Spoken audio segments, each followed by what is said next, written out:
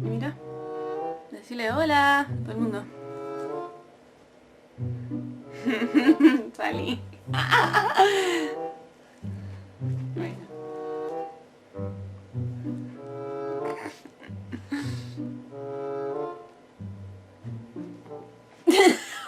¿Qué pasa? ¿Cómo les va, gente? Yo soy... ¡No! Te vas a comer la bruja. Se quiere comer la bruja. Dame la mía. ¿Cómo les va, gente? Yo soy ¿Cómo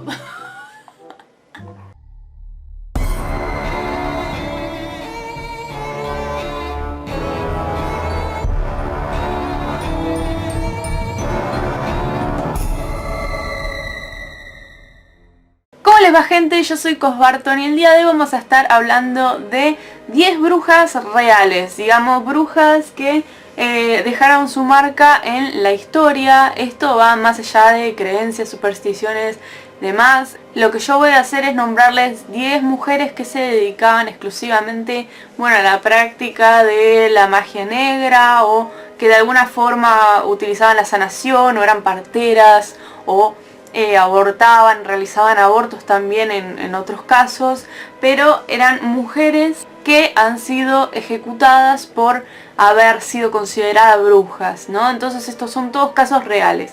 Depende de cada uno si van a creer el hecho del contacto que ellas tenían realmente con el diablo o no, pero bueno, eso va en cada uno, creo, ¿no? Como pequeña introducción, la casa de brujas de Europa en el siglo XV fue una cosa totalmente brutal, una cosa macabra. Había asesinatos, por supuesto, pero de las formas más cruentas y más al estilo Juego del Miedo, más o menos. No era solamente la hoguera, sino que se sometían a torturas a las mujeres para que ellas pudieran confesar algo que muchas veces no experimentaban o no era real, pero tenían que confesar para que cesara la tortura. Esto mismo también podía pasar con hombres y niños e incluso algunos animales, porque se los consideraba como vías para algunas mujeres, como para, bueno, transformarse y disimular un poco, ¿no? Obviamente todo esto es súper ridículo, o al menos suena bastante estúpido. Sin embargo, eso sucedía y esto es una gran mancha en lo que es la historia, y creo que si en ese entonces yo hubiera existido, definitivamente me hubieran quemado. Sobre todo porque no se podía tener demasiados libros. Digamos que cualquier persona que quisiera informarse o leer o hacer cualquier tipo de actividad que requiera obtener gran sabiduría, era condenado, porque uno no podía, digamos, destacar entre los demás, porque eso levantaba sospechas. Entonces todo el tema de la posesión de libros y demás era una cosa mal vista. Por otro lado, las marcas o los lunares, yo tengo uno por acá. En realidad estoy llena de lunares, pero las marcas, ese tipo de cosas también eran condenadas. Reúno muchas características en sí que me hubieran hecho arder en la hoguera. Ese era el criterio que a veces usaban. Incluso en un momento ya se dejó de tomar en consideración el tema de las pruebas. No hacía falta que encontraran sacrificios o cosas extrañas, realmente extrañas, para condenar a una persona por crimen de brujería, sino que la intuición o el simple hecho de que una persona rumoreara que tal persona era una bruja, eso ya era como una validación para definitivamente acusarla de brujería. Así que eso como pequeña introducción. Hay muchas cosas que les quiero contar. Les quiero hacer un video especial sobre los juicios de Salem, donde está un montón de contenido, sobre todo muy importante con el tema de la brujería, sobre libros. Eso también quiero hacerlo. Estoy pensando en hacer un video sobre novelas y libros de ficción de brujas, así que cuéntenme acá abajo si eso les interesa. Y hagamos de paso un trato: si este video supera los 200 likes, vamos a intentar hacer todo lo posible para que antes de que termine este mes haya un especial de novelas o antologías sobre brujas. Así que hacemos ese trato. Y bueno, vamos a comenzar con una mujer que definitivamente marcó mucho lo que es el tema de la brujería, y sobre todo porque esta era una mujer que dejó una obra bastante extensa, digamos, en tanto a cantidad, con su pensamiento, con su filosofía, así que es muy interesante. Se llama Madame Blavatsky. En realidad su nombre era Elena, pero todos la conocían como Madame Blavatsky. Como les digo, ella era una escritora, era una ocultista y también era una teósofa rusa. Se dice que desde muy pequeña ella empezó a manifestar poderes psíquicos o algunas cuestiones de ese estilo, como más ligado a lo esotérico, y a la edad de 20 años se encontró con lo que sería su maestro Moria. No sé si lo estoy diciendo bien, pero básicamente ella sabía de su existencia, ella lo percibía, sin embargo nunca lo había conocido. Más que nada estamos hablando en un marco astral, ¿no? Siempre nos referimos a ese tipo de percepción. Desde muy pequeña Blavatsky tenía una forma astral que de cierta manera la protegía en situaciones críticas, en situaciones justo antes de que peligrara, digamos, o que entrara en una situación complicada. Entonces ya ella estaba muy involucrada desde muy chiquita con todo ese asunto, y de grande lo fue desarrollando aún más, al punto de que viajó por el mundo con el fin de ir avanzando, desarrollando y cultivando su sabiduría en términos de ocultismo. Una de las cosas particulares de Blavatsky es que ella efectuaba fenómenos paranormales para poder atraer la atención del público hacia la teosofía. Otra cosa interesante sobre ella es que todo lo que ella hacía o las cosas que ella comentaba en sus escritos es que no se trataban de milagros, aquellas cosas que sucedían o que ella demostraba, sino que se trataba de algunos elementos y algunos conocimientos que la ciencia no llegó a descubrir todavía. Entonces eran cosas que en realidad no habían sido resueltas por el resto del mundo, y en ese caso ella era como una especie de iluminada. Sin embargo, se dice que todo esto le requería un montón de esfuerzo físico, mental y espiritual, al punto de que las desgastó muchísimo, y eso fue lo que dicen que acabó con su vida. En realidad ella se enfermó y murió, pero bueno, dicen que mucho de eso fue por materializar ciertos fenómenos paranormales que la fueron gastando a ella, y bueno, definitivamente le dio un fin bastante tedioso. Ella fue medium y clarividente, y se hizo muy popular por generar predicciones para gente del ámbito de la política. Ahora vamos con la madre Shipton, cuyo nombre es Ursula Southdale. Esta mujer nació en julio de 1488. Ella fue entregada en adopción por su madre biológica, ya que desde pequeña ella ha empezado a presentar ciertos poderes psíquicos o paranormales bastante relevantes. Sin embargo, su madre no quería tener nada que ver con ello, así que la entregó en adopción. Ella estaba involucrada también como Blavatsky en lo que es la previsión y la profecía.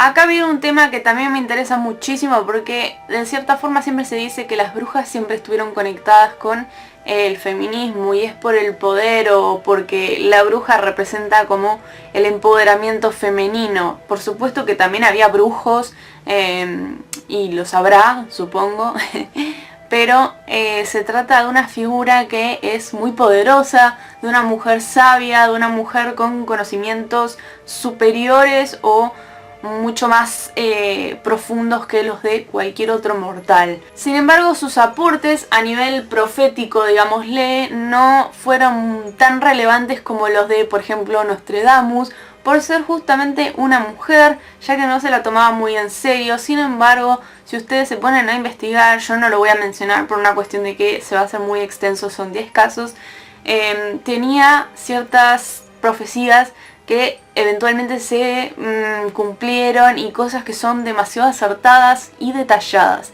Entonces, por esa misma razón es que generaba como cierta sensación rara, la gente se intimidaba ante ella. Otra cosa que también me gustó mucho sobre esta mujer es que normalmente a ella se la mencionaba entre susurros, y esto se hacía más que nada según la gente y por una cuestión de superstición, porque sentían que si la mencionaban muy fuerte, entonces sus profecías más terribles se podrían llegar a cumplir. Es algo así como el Voldemort, pero del mundo de las brujas. Otro dato es que como la brujería era algo que se castigaba antes y todo el tema de la clarividencia y todo eso, ella decidió publicar sus profecías, sus visiones dentro de lo que sería la rima y el verso, como para disimular un poco, ¿no? Justamente en 1559 escribió una suerte de poema épico con profecías que fueron justamente las más famosas. Entre ellas llegó a vaticinar cosas como la existencia de los autos y el internet. Y yo acá tengo justamente una cita muy puntual de ella que dice: los carruajes andarán sin caballos y los accidentes llenarán al mundo de dolor. Los pensamientos volarán alrededor de la tierra en un abrir y cerrar de ojos. Qué extraño, y sin embargo serán realidad. Como dato de color les cuento que hay una polilla que lleva su nombre porque de hecho muestra el perfil de una bruja o una cosa similar. Esto es un dato más bien irrelevante, pero es para los curiosos, ¿no? Y bueno, con esto cerramos con esta mujer que en realidad no tenía un aporte negativo, sino era más bien de clarividencia y demás. Ahora vamos con Agnes Sampson. Se podría decir que esta mujer estaba más tirada al lado de la magia blanca o era una bruja buena, en otros términos más sencillos, ¿no? Sin embargo, hay un par de cosas también para destacar luego de esto, pero principalmente ella era curandera y partera y también poseía gran sabiduría que le facilitaba la idea de crear medicinas con hierbas y demás, que le ayudaban a, por supuesto, sanar a todo aquel que recurría a ella. Su fama fue tal que le empezaron a atribuir poderes psíquicos y como de medium. Por supuesto, las acusaciones de brujería no tardaron en llegar y Agnes fue acusada de vender su alma al diablo. En esos tiempos lo que sucedía es que había cierto fervor por el tema de la religión, entonces eso ya había llegado a tierras altas, por lo tanto Agnes estaba en el ojo de la tormenta y la gente comenzaba a ponerse muy supersticiosa. Por supuesto, ella fue una de las víctimas de cacería de brujas y se dice que hoy en día es vista en un palacio de Edimburgo. De hecho, la data más reciente sobre una aparición suya fue en el 2014, donde una persona que estaba trabajando ahí, un empleado, no sé, estaba limpiando y a plena luz del día se apareció esta mujer, pero obviamente este empleado salió corriendo horrorizado.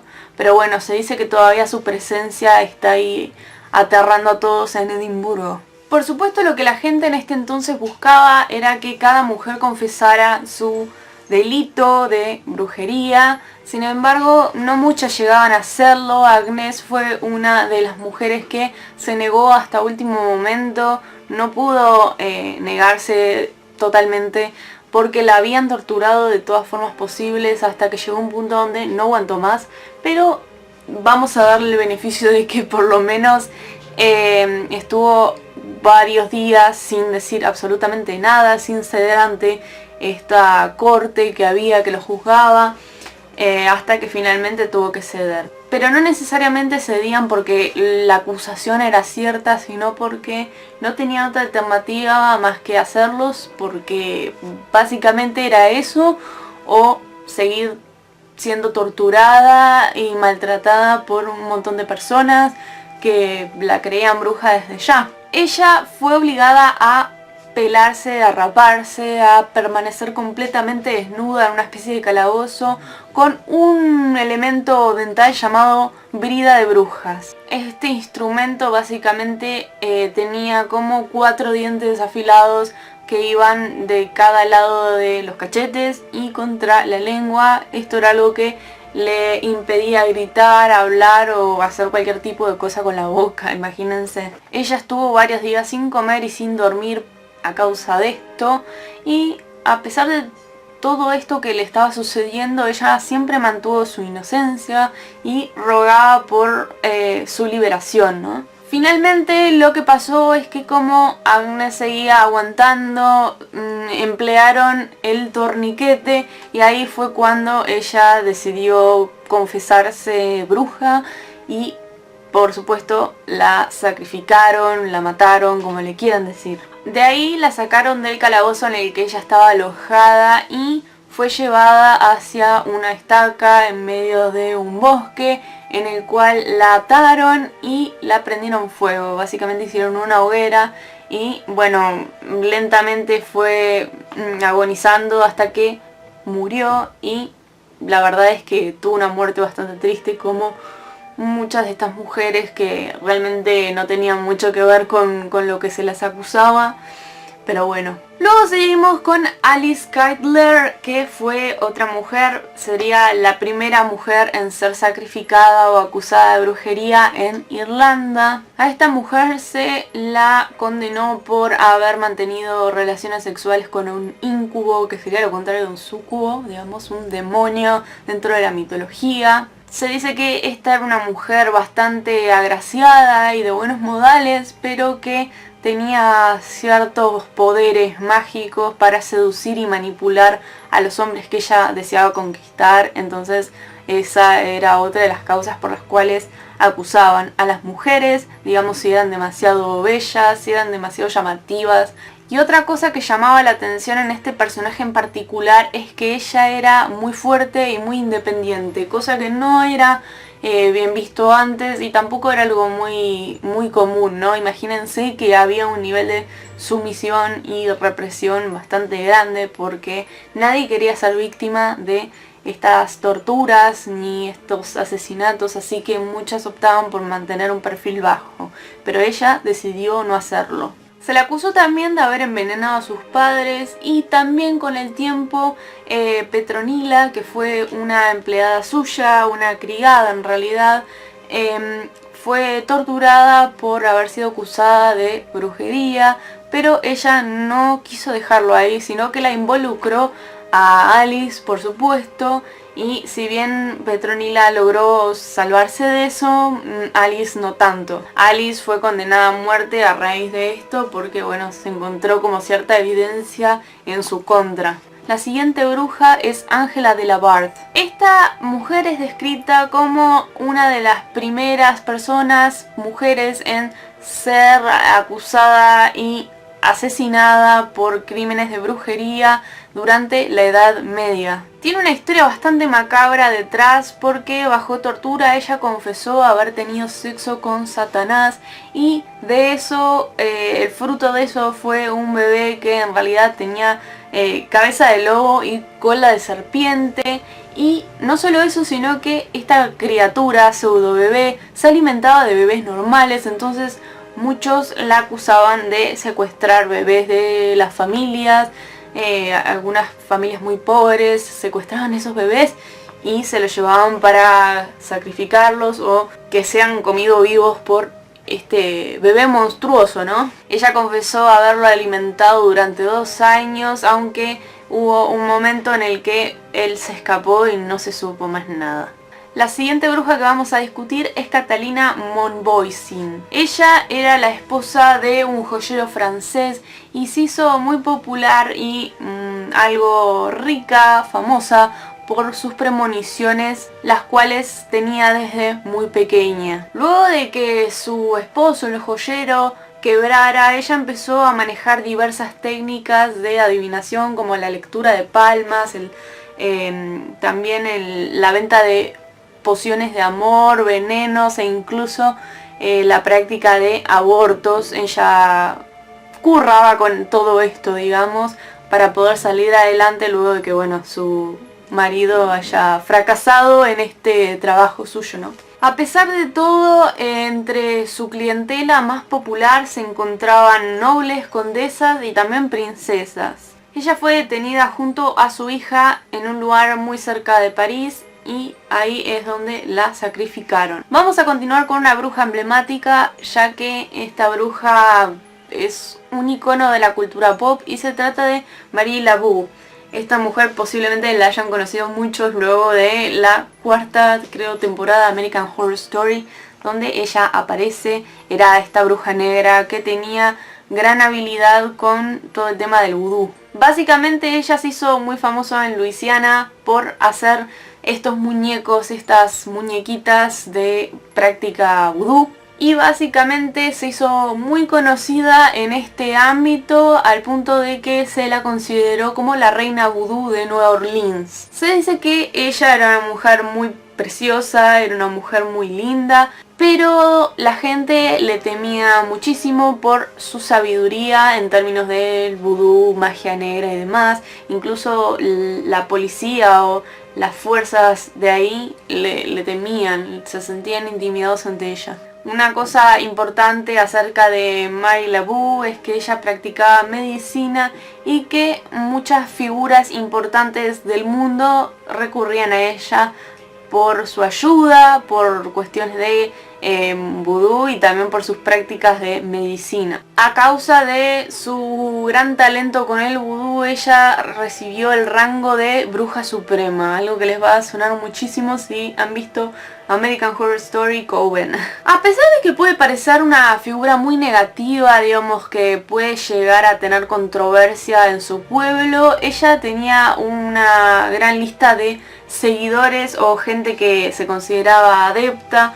Ella practicaba la nigromancia, el control mental, la telequinesis y, bueno, por supuesto el vudú. Esta bruja tuvo un final relativamente feliz. En 1881 murió en su casa de manera pacífica y muy tranquila, y su hija, quien también se llamó Mary LaBue, fue extendiendo su historia como practicante de vudú alrededor de los años. Casi llegando al final tenemos a Lisbeth Nipan, que era una mujer que por supuesto fue acusada de brujería, pero lo más curioso de esto es que en realidad se la acusaba de esto ya que en torno suyo giraban muchos sucesos paranormales que la gente no lograba explicar, y por esa razón lo atribuían exclusivamente a la magia negra y que ella era la autora de todo esto. Antes lo que sería la hechicería, la sanación y la magia en cualquier tipo era muy mal visto por más bien intencionado que fuera, pero esto no le impidió a ella continuar con sus prácticas. De hecho, realizaba rituales y sobre todo en lo que es la sanación. Ella realizaba medicinas naturales, recitaba algunas oraciones un poco extrañas y también hacía otros rituales un poquito más extraños. Y algo curioso es que justamente ella producía exactamente lo contrario a lo que deseaba hacer, es decir, no lograba sanar a la gente, sino que los hacía sentir mucho peor de lo que se sentían antes de visitarla. Y no solo esas personas que habían visitado a esta bruja, sino todo su alrededor, incluyendo animales. La conclusión en todo esto es que ella utilizaba la brujería para hacer que estas personas se sintieran mal y recurrieran nuevamente a ella, porque eso es lo que sucedía. La gente se volvía a enfermar y de alguna forma volvía a ella para buscar una solución, y lo que ella hacía era enfermarlos más y más para poder quedarse con el oro de estas pobres familias, ¿no? Luego tenemos a Dominica la Coja, la cual era una mujer que practicaba medicina natural, hacía recetas y prácticas con hierbas y cosas de ese estilo, ungüentos, para poder curar enfermedades leves de la gente que la venía a visitar, sobre todo gente muy cercana a ella. La misma gente que la visitaba era gente que luego daría como testimonio que ella extraía veneno de sapos y también de culebras para realizar esos ungüentos y hacer que la gente se sintiera muy mal. E incluso estos decían que la finalidad de estas pociones era hacer que todo saliera mal en ese pueblo, que prácticamente surgieran tragedias y demás, ¿no? A mediados de 1534 empezaron a disponer cierta regla en la cual, como les decía, no era necesario probar absolutamente nada sobre este tema de la brujería cuando se hacía una acusación. Entonces con el solo hecho de acusar a alguien ya estabas destinado a la hoguera, y por esa razón ella cayó en esta volteada y la mataron. Se desconoce por completo quién fue la primera persona en animarse a acusar a esta mujer. Sin embargo, se dice que ha soportado mucha tortura al punto de haber confesado que ha practicado rituales de magia negra y cosas para provocar el mal. Fue acusada ante la Inquisición de Zaragoza y la gente la acusaba de los crímenes más atroces, como las de matar niños o incluso caballerías. Otras cosas quizá más absurdas es el de acusarla de agriar los vinos o haber mantenido relaciones sexuales con el diablo, e incluso llevar marcas de ello, e incluso tener a Satanás como si fuera lo más grande que hay. Y como último dato les voy a comentar que toda esa gente que la acusaba aseguraba haber visto a Dominica untarse como un veneno en las axilas para poder volar. Y por último tenemos a Merga Bien. Esto es así: en 1603 Balthasar von der Bach, cual era el príncipe de la ciudad alemana Fulda, comenzó una casa de brujas, la cual inició con Merga. Esta mujer fue 2 veces viuda, y esto no es un dato menor, ya que esto influyó mucho a la hora de acusarla de bruja, ya que se dice que ella había envenenado a sus 2 esposos. La torturaron tanto que ella confesó haber matado a sus 2 esposos. Sin embargo, ella aseguró estar embarazada, confiando en que eso le iba a dar una oportunidad de vivir, pero la obligaron a confesar que en realidad este era el hijo de Satanás. O sea, de alguna forma u otra eras bruja, no importa si realmente hacías prácticas mágicas o si tenías alguna idea de eso. Lo importante acá era que si ellos estaban convencidos de que eras bruja, definitivamente lo eras. A pesar de todo, se dice que esta fue una bruja verdadera y de las más crueles, ya que fue acusada de asesinar a su propio hijo, de sacrificarlo durante una misa negra, lo que les dicen los sabbats o estos aquelarres. Esto lo hacía como parte de un ritual satánico, así que no se tuvo mucha piedad por ella luego de esto. Y bueno, de relaciones que había tenido con otros hombres, mató a esos hijos que ella tenía con el fin de utilizarlos como sacrificios para misas oscuras, ¿no? De rituales de este tipo. En otoño de 1603 fue juzgada y declarada culpable de, el delito de brujería, y la quemaron viva en una hoguera. Este fue mi top de brujas que existieron realmente, más allá, como les dije, de si creen realmente en estas cosas o no. Fueron personas que efectivamente fueron acusadas de practicar la magia negra y que de alguna forma estaban conectadas con ello, ¿no? Con los rituales, con los sacrificios, con algunos hábitos un poco raros, ¿no? Cuéntenme acá abajo si me pasé por alto alguna bruja que quieran mencionar, y también cuéntenme si quieren ver más contenido sobre esta temática que a mí me gusta muchísimo. Espero que les haya gustado este video, y si es así los invito a que le den manito arriba y se suscriban a esta cripta. Les mando un abrazo enorme y nos vemos en el próximo video.